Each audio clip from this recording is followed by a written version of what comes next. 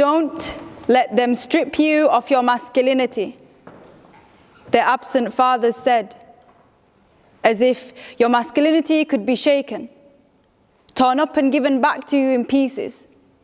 Society teaches boys from a young age to mask their fragility with toughness, shames them whenever they display emotional weakness.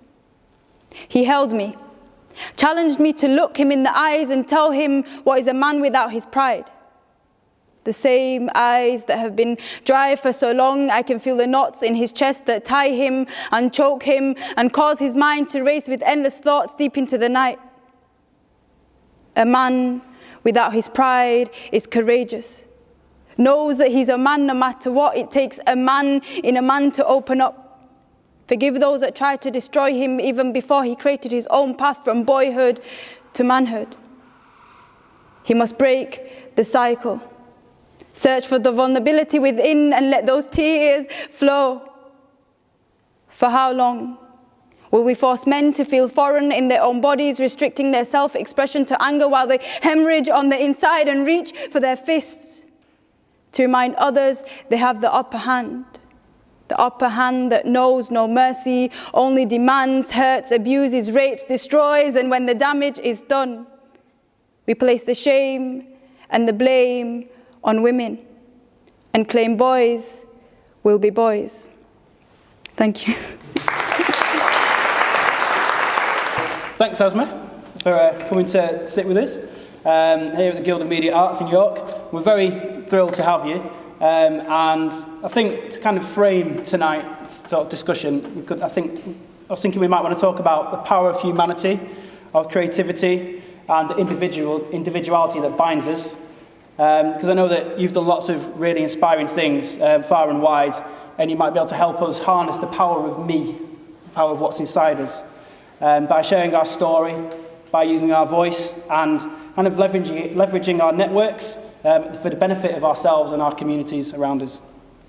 You're a prominent sportswoman, but I won't talk too much about what you do, but I'll let you do that. You've got links with York, you're from Bradford, another UNESCO city, you've performed at Manchester, another UNESCO city of literature. But for anyone who's wondering about who you are, why you're sat here, I'd love you to introduce yourself and tell us a bit about what it is you do. Sure. Well, thank you for having me here, firstly. My name's Asma Albedawi, and I'm a spoken word poet. I was writing for a very long time before I actually started performing. I actually started performing at 25 years old. And I was also playing basketball a couple of years ago. And at the time, I didn't know that there was an actual ban on the hijab. So girls that wanted to wear the hijab, or Jewish women that wore the yarmulke, and even Hindu men who had the turbans were not able to make the elite levels in basketball. And at the time I didn't know that, but later on I was actually invited to Campaigned FIBA, which is the governing body for basketball, and we were able to lift this ban. So now Muslim women and everyone else basically can wear their religious headgear while playing sports professionally. I'm also, I have a master's in visual arts. I spent 6 years in an undergrad, first photography and video, a fine art course, and then I went into visual arts.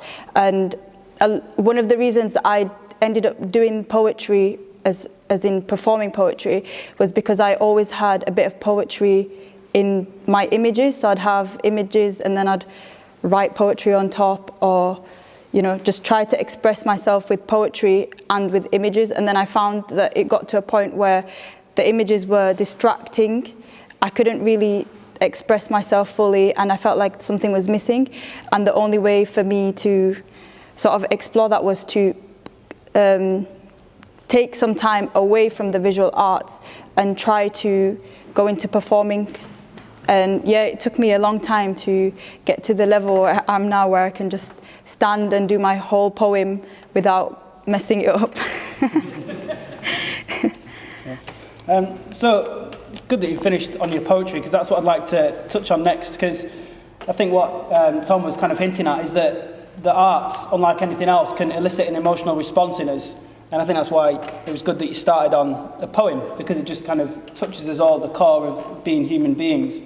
And I think that comes from kind of exploration of art, but also education. And in York, we've got the UK's first arts academy that's going to be built soon, which on the website says it's going to be demonstrating fresh thinking to stimulate young minds and prepare children for the future. And I think that's important, that people get all these skills kind of building up in their lives so they can, do things like this when they're older and have a voice.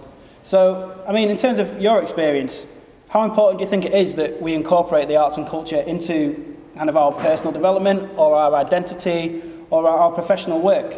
Because not everyone does it, or we don't even realise we're doing it, but how important is arts in your opinion? It's a bit of a hard question.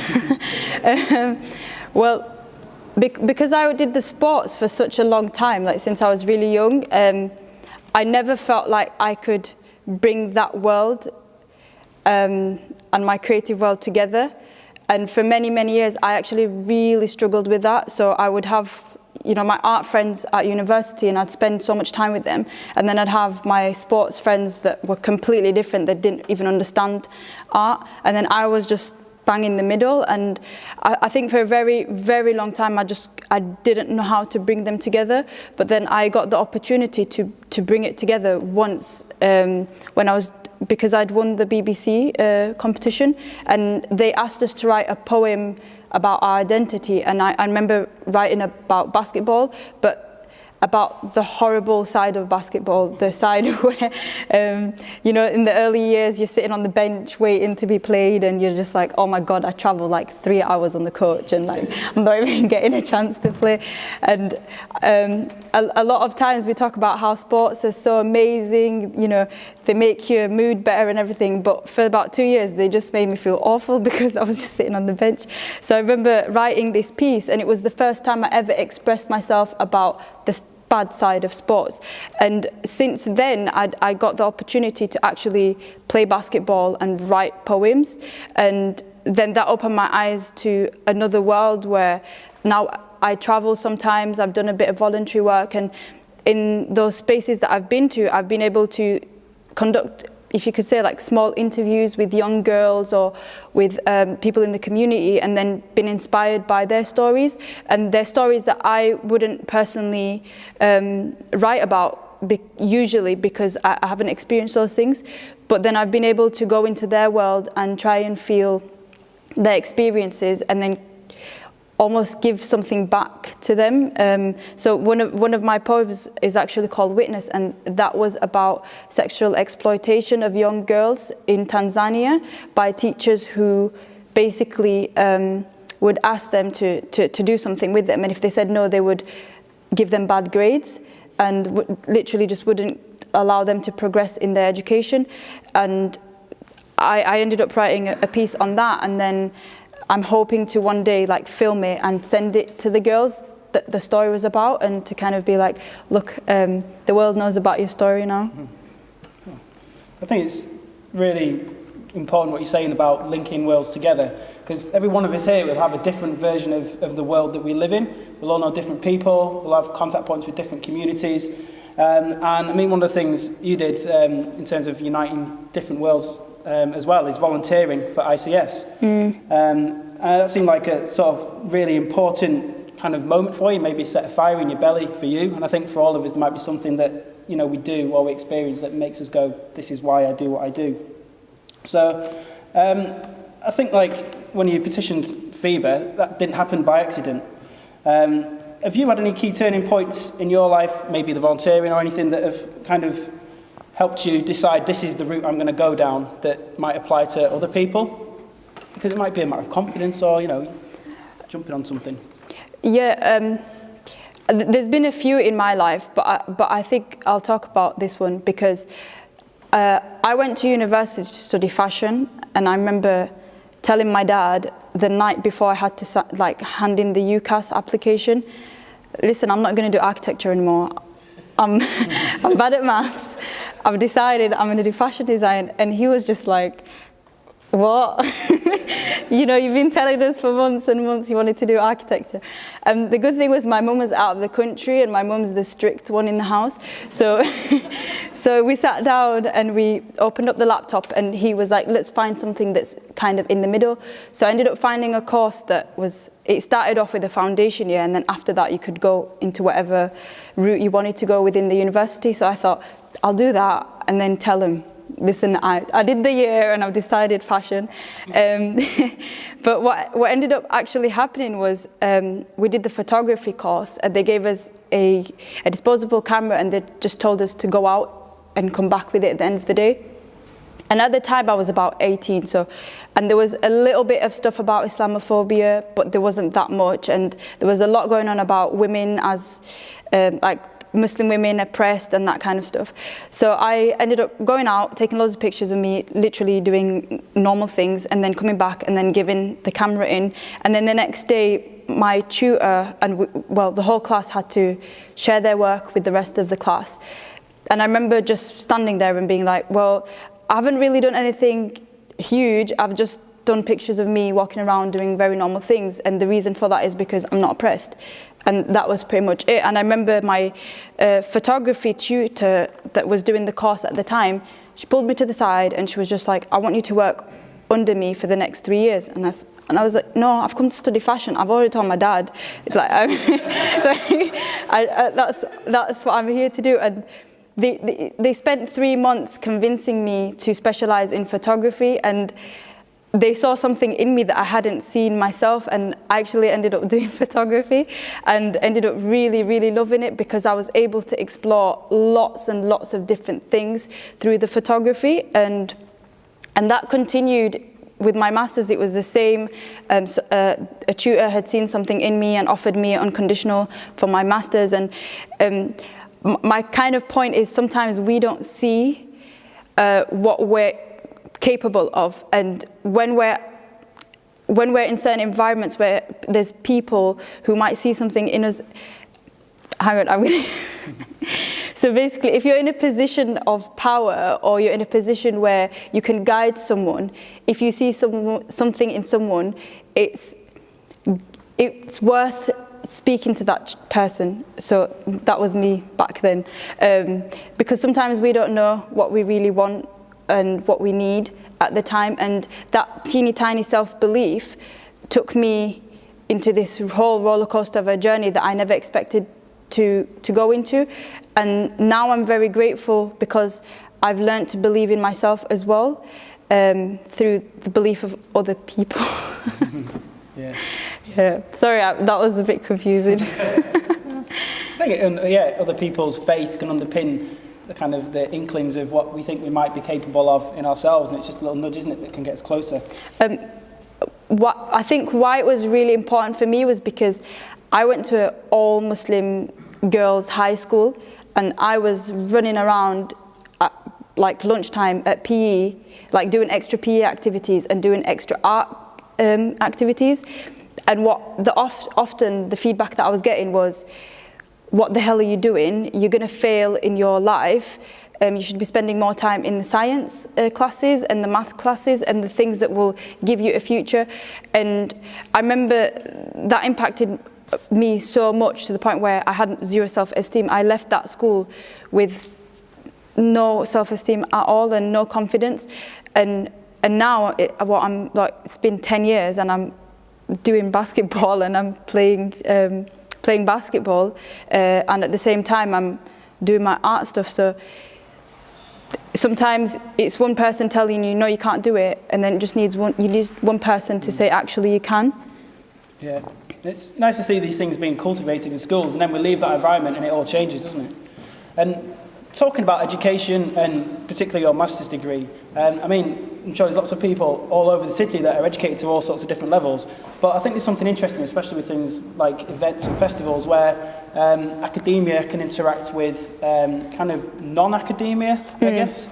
How has your kind of master's degree influenced your personal journey, and how does it fit into your current kind of non-academic and academic work all going forwards, if that's not already been answered? I'm trying to... Okay. Yeah, I don't know. Because there might be people out there who think, oh, I'm too academic to do this, they won't want to talk to me. Or there might be people out there going, as an example, we had a project with DC Labs where they put academics with artists, and the artists might be going, oh, I'm not academic enough, but actually what you're talking about is give it a go. I mean, how do you find that interaction between the two? Well, I'm dyslexic, so I hated academics. I was really good at the concept side, but I was rubbish at the technical side of things. But I had friends that supported me, especially throughout my masters. But I think that's a bit of a difficult question, because when I started my masters, I was 22, and there was only 5 people in my class, and I was the youngest, and the eldest we had was 62 years old, and I had like no one to talk to, and I actually ended up being really close friends with the 62-year-old, and she brought something new to the class, because she was studying textiles, so that was what she was working with, and she used textiles to explore like, what are they called? The textile industry, and young people, they're called young people, right? The ones that do the work in factories. Yeah, so child labour. Oh, yeah. Yeah, so she used it to explore those kind of things. And I think at the time, I would say I was too young to be doing my masters, because I don't think I had enough life experience at the time. But at the same time, I'm so glad that I just did it and got on with my life, because now I don't have anything holding me back. But going back to your question, I think it's difficult, because what I found from my education was it got to a point where I just cared about the grades, and I wasn't actually learning how to use the cameras, how to use the different tools that we had. I just wanted to get it over and done with, and as soon as I finished, I suddenly found that I really didn't know what the hell I was doing in life. So then I had to build my life up again, and hence the traveling and doing the stuff in Tanzania and doing all these other things. So sometimes education is a hindrance. If you're an artist, sometimes it's just better to just go out into the world and pick up the tools along the way, especially nowadays. There's like YouTube, and you can learn anything off YouTube. So yeah, no need for education. Yeah. Oh, cool. Sorry if there's anyone out there. Yeah. If you're an artist, basically, yeah. Yeah. Okay.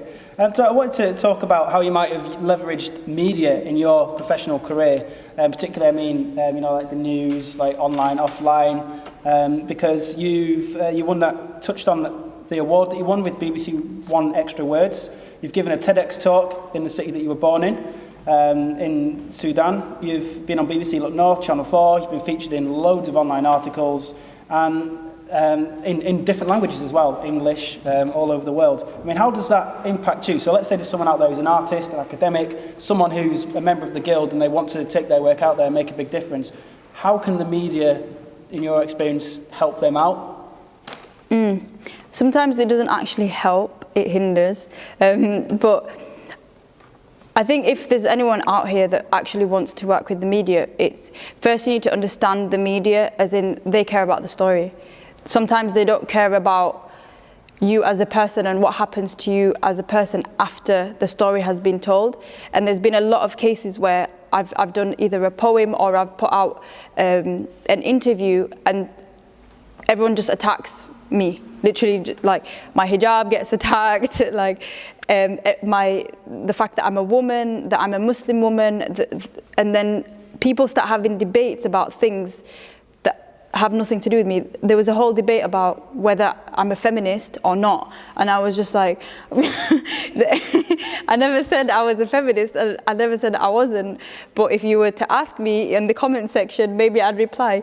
But but I tend to just look at these videos and then just turn them off. But in terms of your own self, you need to know what exactly you want from the media, and you only give them those answers. So you don't ever give them anything you don't want them to suddenly disclose to the whole entire world, because what they'll do is they'll hear your story, and if you say something that you didn't really mean to say, it might end up being aired the next day. So you've got to be really precise with what it is you want to say and what message you want to get out there. And but the best way, I think, is using your own social media platforms, using an Instagram, for example, or a Facebook, and start telling your own stories. That way you have control over your content, and that's where I am now. I'm at that stage where I want to go back to filmmaking because I want to actually tell my own stories in my own way. I always see videos of me and I'm just like, oh my God, did they have to like make my head look that big? Like, I could have, well, I was just joking about that bit, but as in like, like I might want to have show more of the basketball, but they'll show something else that they feel like that tells my story. So I'm really interested now over the couple of next months to actually start creating my own content and tell my own stories. Yeah, that's good. That puts it in the hands of you, the power of you to bring it back to our discussion. Yeah. And so anyone out there can just set that up and start talking. Find what it is you're passionate about, what you love, and talk about it confidently. Yeah. And eventually you'll form a narrative that fits for you, won't you? So those things like that you were just talking about, the media, they can be defined by hard numbers. You can go, I've had 10 articles, I've had X number of TV interviews. But what about things like this? How do you find sort of softer activities like attending networks or engaging on social media, workshops, running them or attending them, or just collaborating with others? How do you think they contribute to kind of developing your sort of artistic career or your voice or things like that? I think they help a lot more. What I found, for example, if I go to a poetry event where I'm performing, everyone who's there already knows poetry, or they're not really there for their ideas to be changed, they're just there for the art. But when you do workshops, it's people who are maybe not familiar with the subject, so in my case, the poetry, or sometimes I actually do workshops where it's a combination where I get young kids to write poetry about sports. And I actually did a session a couple of months ago. Time's running fast. And there was an autistic child in the class, and he wrote this amazing poem, and I remember like finishing and then sort of going to leave, and the teacher came up to me and she said, this is the first time he's ever engaged in the class. And I thought, no way, like really, like he liked me. And but yeah, so sometimes when you go into these environments, especially with kids, they're not exposed to writing poetry. For me, what helped so much was because I was dyslexic and I didn't understand grammar. I didn't understand why there had to be a dot right there and why they needed to breathe then and then. Like for me, it was like, yeah, just read it and then breathe. And but what I loved about poetry was that it had no rules. I could start a sentence, stop the sentence midway, start another sentence, and then go back to the sentence before, halfway in again, or whatever I wanted to do. And that gives young kids the chance to play with words and engage with words and just engage with other stuff as well. How do you feel about sports? I don't know anyone who's ever asked a child, how do you feel about sports? My parents never asked me, how do you feel about sports? But just giving kids the opportunity to talk about things that we don't normally talk about helps a lot. And in terms of with adults, I found that I meet like-minded people when I go to workshops and when I go to networking events, and then I end up collaborating with people that I think you're Tom, right? Yeah, like Tom said earlier, like I'll go and meet someone who maybe sings, and then we'll end up doing a poem, or I'll meet someone who, you know, is into the environment or into maths, and we'll end up writing a poem about maths. And it's just interesting to look at different things. Yeah, I guess that was a bad question on my part, or a trick question. I guess the answer is, doesn't matter what you do, just get out there and do stuff.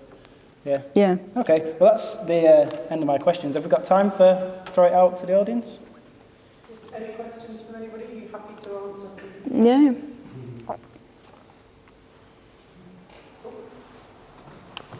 Heather. I've got a question. What's your next big protest? Next thing you're going to get really passionate about? I'm actually writing a play at the moment.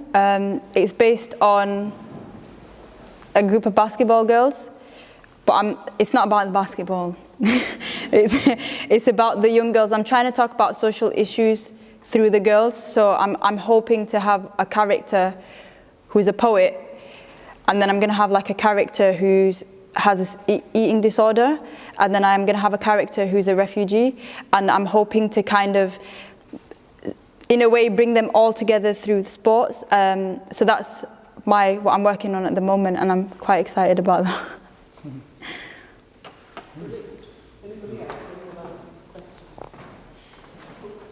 When you're going into schools running workshops, and do you feel that you're coming up against the way poetry is taught in schools? Because I went to school a long time ago, but it was quite heavily policed and not as free and accessible as it seems to be now. Or am I wrong? Do you agree? Well, because they have the academy like structure now, don't they? I feel like a lot of the schools that I've been in, they want to expose the students to things outside of the norm. I remember like when I was at school, I went to different poetry events and stuff, and it was specific kind of poetry that they took us to watch.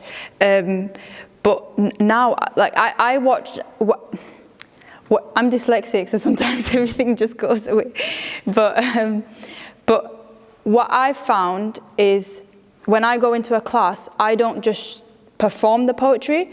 I show them like the video, for example, of me playing basketball, and it says like BBC Sport on the top.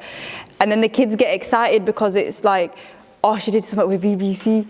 And but the point of that is they get to see poetry in different forms. They get to see it on a screen. They get to see it while you're playing sports. They get to see it while I'm performing it as well. And yeah, I think they're not as rigid as they were before, because I didn't write poetry at school. I wrote poetry outside school.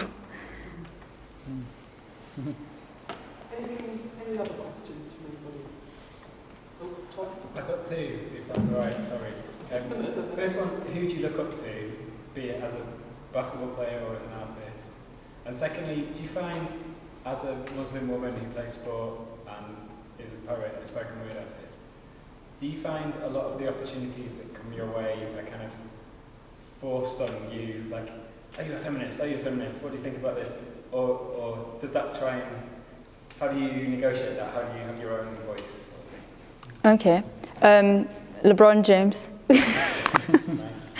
I bought his new trainers recently, and I've decided they've made me a better player.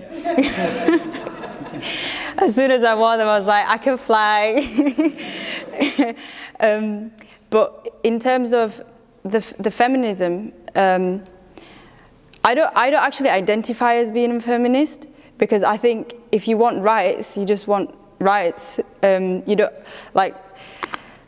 In Islam, it's really weird because we have feminism in our own way. So there's rights for women in the Quran and in the Sunnah and all these different things. So my approach to sort of my rights as a woman comes from that narrative. So if someone hit me, I wouldn't be like, oh my God, you hit me. I'm like, how could you? This is so bad. Like, I would be like, oh my God, like, I'm a Muslim woman, and in Islam it says you shouldn't be hitting women and you need to treat them better. But that's just because I always see my life through the lens of my faith. But I feel like this feminist thing is always being pushed on me, because a lot of people don't understand how I'm so free in, if you could put it that way. Like, how has she had the chance to play sports, and who's letting her go and speak? And it's just my mum and dad really that are letting me do it. But also, I think that Islam is kind of misunderstood a lot. I'm Sudanese, so it makes me African Arab. So my version of Islam is completely different, because my culture is different, and there's a lot of culture that we follow culture more than Islam in a lot of these different countries. So when I went to my dad and told him, look, I want to play basketball for the rest of my life, his first response wasn't, oh my God, no. It was, oh yeah, we used to have a Sudanese team and this is what the girls were like, and maybe one day you can play professionally in Sudan. And his other response, which at the time I was like, I just want to play basketball. But he was like, go do your coaching certificates and you don't know what you're going to be able to do with this in the future. And then I ended up doing loads and loads of stuff in the future. And now. But he was able to see a vision for me that I couldn't see for myself at the time. I was just like, listen, just let me play. But yeah, I think it's so hard because sometimes I'll get asked, for example, the BBC poem that I actually did on masculinity, I got asked to do a previous poem that I'd already written, and that poem was called Belongings, and it was about marriage. But when I filmed it, and I wore like Sudanese traditional clothes and stuff, and I put it on a social media platform of a friend of mine who's Sudanese, and the feedback that I got was really great, but because they were aware of my culture and they knew how I'd been raised to a certain extent. But when BBC asked me to put that same video out, but like refilm it and do it with them, I refused. Not because I don't want other people to hear it, but because I knew it was a different audience. And I've got to that point now where I have to understand my audience, and I can't. So if someone invited, like today, if I was invited to come and speak about Islam, I'd probably be like, yeah, I'm not, that's not all I'm about. So I'm very wary of what I accept and the stories I let people speak about me. Yeah. Brilliant. Thank you, everybody. Is there any other questions? That's wonderful. Thank you so much. Thanks.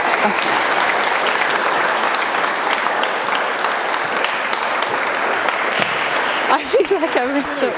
Thank you. Thank you so much. Pleasure.